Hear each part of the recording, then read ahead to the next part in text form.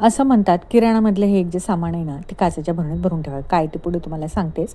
इथं mix veg भाजी बनवायला घेतलेली होती आणि अगदी साध्या आणि सोप्या सिंपल पद्धतीने मी बनवलेली होती. कांदा, टोमॅटो आणि अद्रक लसूण पेस्ट अजिबात मी याच्यात वाटण कुठलेच घातलेलं नव्हतं आणि सगळ्या भाज्या मिक्स अशा याच्यामध्ये घातलेल्या होत्या. ही रोजचीच कामं आपली मशीन इथं लावून घेतलेली होती. 7 मिनिटं टाईम होता. आता म्हटलं ते संपेपर्यंत दुसरी कामं उरकून घ्यावी. आता काही कपडे ना हातानेच धुवावे लागतात, जे नवीन असतात ते. इकडं आता म्हटलं मशीन व्हायला 7 मिनिटं टाईम आहे, तोपर्यंत आपली भाकरी बनवून होईल. असं टाईम मॅनेजमेंट करावं लागतं, तेव्हा कुठं दिवस हा कामाला पुरतो. खरंच सांगते तुम्हाला. इकडं भाकरी बनवायला घेतली. आता तुम्ही म्हणाल, की मिक्स व्हेज भाजी आहे आणि भाकरी कसं काय? पण लहानपणापासून मला सवयच लागलेली आहे भाकरी खायची आणि भाकरी पचायला हलकी आणि वेट लॉससाठी खूप छान आहे. भाकरीमध्ये भरपूर फायबर आहे. त्याच्यामुळं ना म्हटलं चला भाकरीच आणि सवयच लागलेली आहे. आता मुलांसाठी मिक्स व्हेज भाजी बनवलेली होती, पण त्यांना चपात्या बनवायच्या होत्या.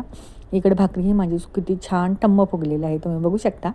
आणि भाकरी झाल्यानंतर म्हटलं चला आता लगेच ना गरमागरम जेवण करून घ्यावं, म्हणून स्वतःसाठी ताट केलं, मुलांनाही दिलं आणि छान सॅलड, भाजी, भाकरी असं खाऊन घेतलं आणि जेवलं.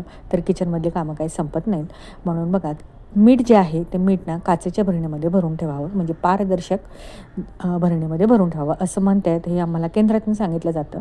तर तेच मी भरून ठेवलं आणि म्हटलं चला आजपासून काचेच्या भरणीतच मीठ भरवायचं. इकडे मशीन झाली होती, ती लगेच म्हटलं चला कपडे वगैरे वाळू घालावे.